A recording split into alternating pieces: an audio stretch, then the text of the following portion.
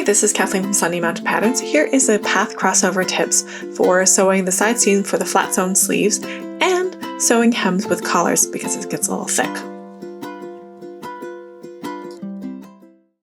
So here's how to do the some tips for doing the on flat sleeves. It's been a long day. So you notice the seam allowance. Here's the sleeve is on this side. The bodice is here. I've pushed the seam allowance towards the sleeve and my baby is talking.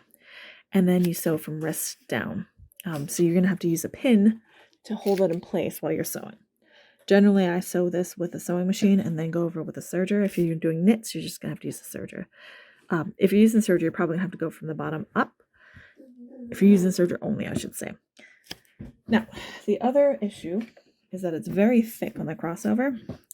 So once you have the collar on to do the hemming on the bottom, what I do, if it's thick material, is I cut at 45 degrees on the bottom, and then I do the double fold.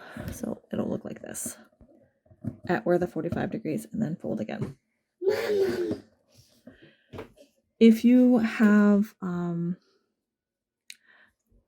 stretch material like this that won't fray, you don't have to double fold. You can actually make a deeper cut,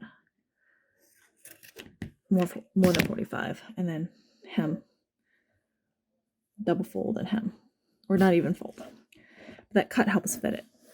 Hello, I have to be in the frame. The cut helps thin down how much you need to sew.